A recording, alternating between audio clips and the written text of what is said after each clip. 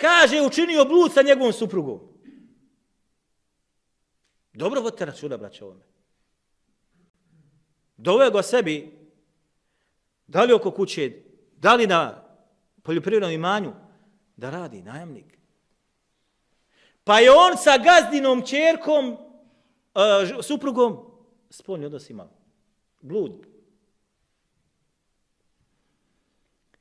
Pa su mi, kaže Allahov poslaniče, rekli da se moj sin mora kamenovati. Pa sam ja napravio, što bi se reklo, mi podmitio. Dao sam, kaže, 100 ovaca i 1 robinju da bude slobodan, da ga ne ubiju. Pa je ovaj pristao na to. 100 ovaca po 300 maraka, koliko je to? 30.000. Je li tako? 30.000 maraka i dao sam, kažeš, i robinju pored toga, da se, znači, on iskupi nekako iz toga. Iz te kazne koja slijedi.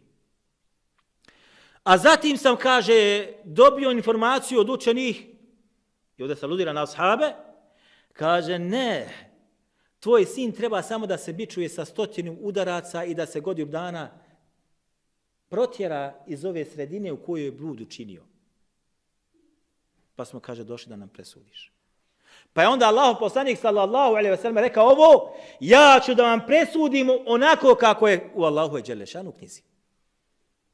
Pa je rekao ovome čovjeku, što se tiče tih ovaca i te robinje, uzimaj, vraćaj nazad. Tvoje su. Što se tiče tvoga sina, kažnjava se sa 100 udaraca i godinu dana izgnanstva. A što se tiče, kaže, žene ovoga ja Unejskum, kaže, o Unejsu, kaže, ustani, idi je kamenu. Pa je, kaže, Unejs otišao i kamenuo tu ženu. Do smrti. Ovo je presuda. Kakav je u Allahove knjizi. Sad će neko reći gdje to piše. Ono što je, sa čim je poslanik sallallahu alejhi ve sellem došao, da to smatra islam. Vama yantiqu al-hawa in huwa illa wahyun yuha.